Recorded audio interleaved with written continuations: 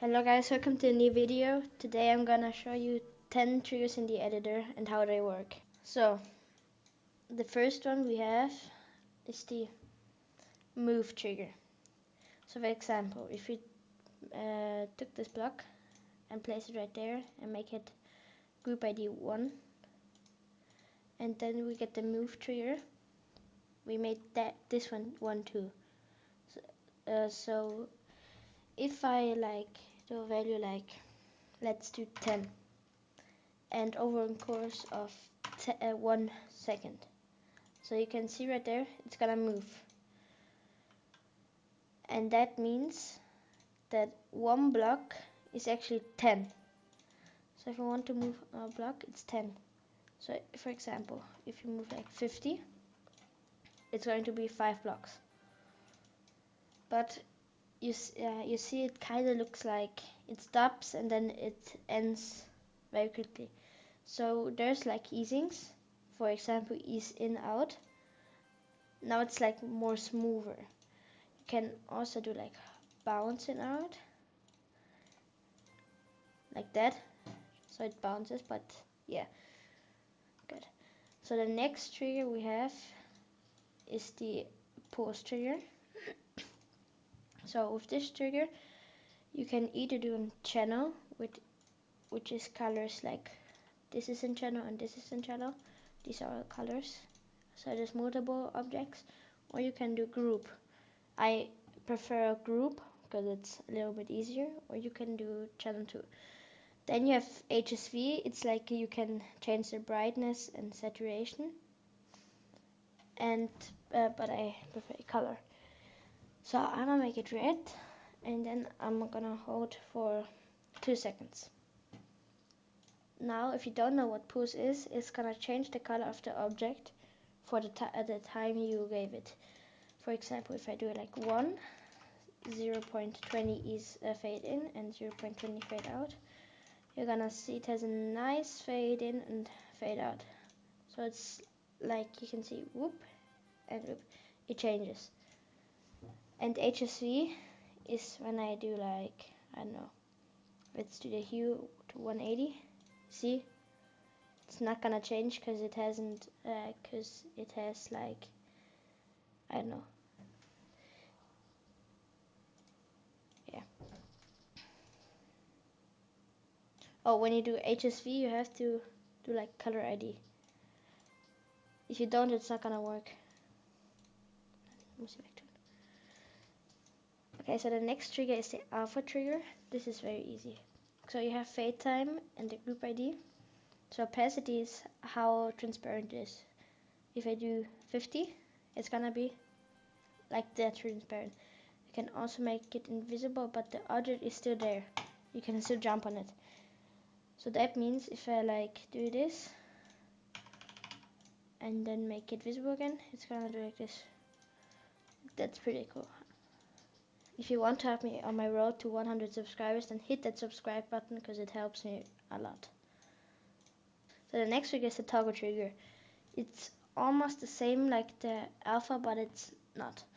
So you can toggle things. For example, you can't jump on them. They're invisible, but also you can jump on them, so they're completely on.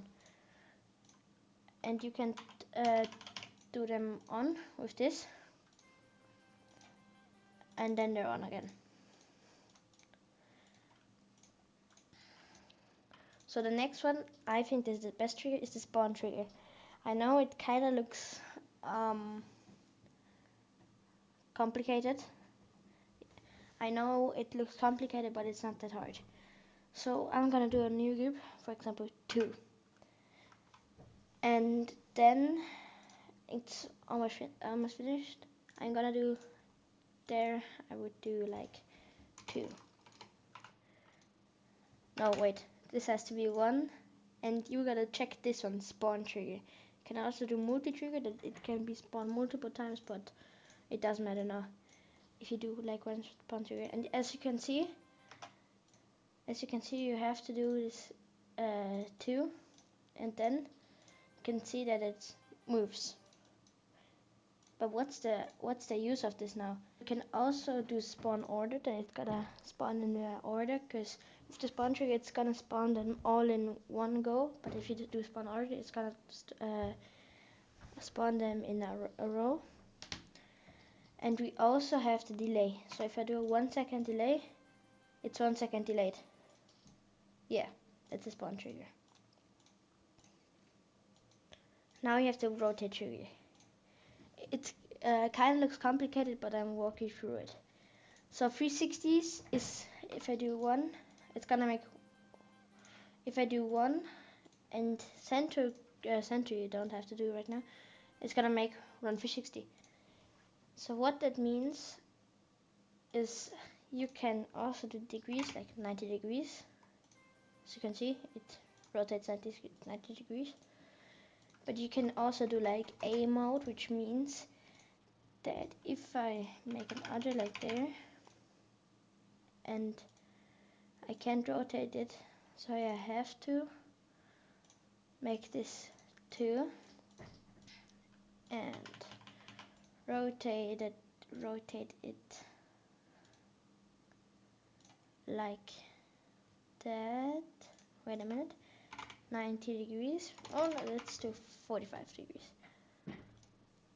And then we're gonna do A mode, and then 2, because it's the target we want. And then you can see it rotates the same direction as this one, because this one is already rotated. So you can do like things that it constantly rotates, and this is constantly triggering, and then it rotates with this one. So this is kind of useful for things. Then we have the follow mode. It's exactly the same, but it just, yeah. Dynamic mode is that it updates everything faster. And the lock object is, it just doesn't rotate, it locks it. Yeah, so that's it for the rotate trigger. You can also do ease in out. So it eases. Oh, I have this one. So it eases. This is pretty cool. And you have this stuff which I don't know about. So the next trigger we have is the scale trigger. It does what it says.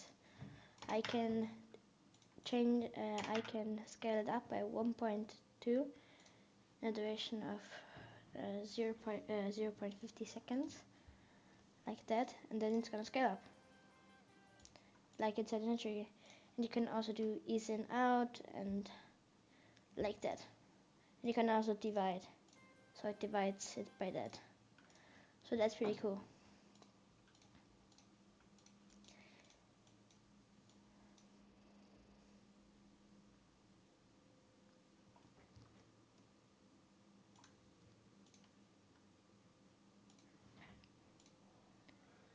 Now we have something complicated, or not that complicated, but it's like pretty awesome. So you can see item ID, but you don't know if I do like 1 and count 1, it's not gonna do anything. So in the editor on this tab, there's actually the 0. When you replace it, you gotta go not edit object, you gotta edit special and put it 1.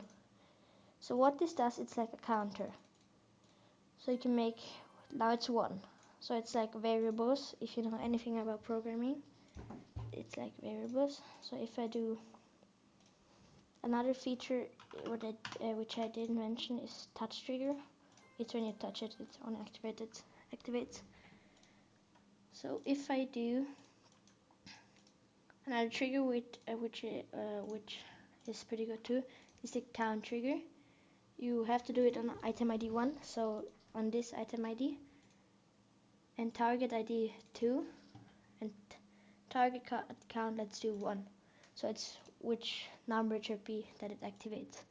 Now you gotta do activate group, and then let's say when this happens, so to toggle 1, and also spawn trigger.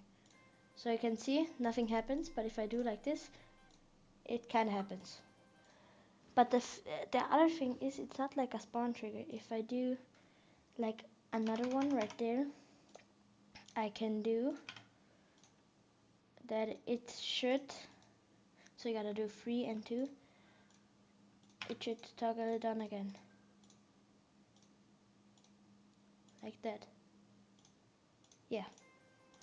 So there's it off, like that, off, on. So it's like pretty useful. And yeah, that's the variable, so the pickup trigger and the count trigger and stuff.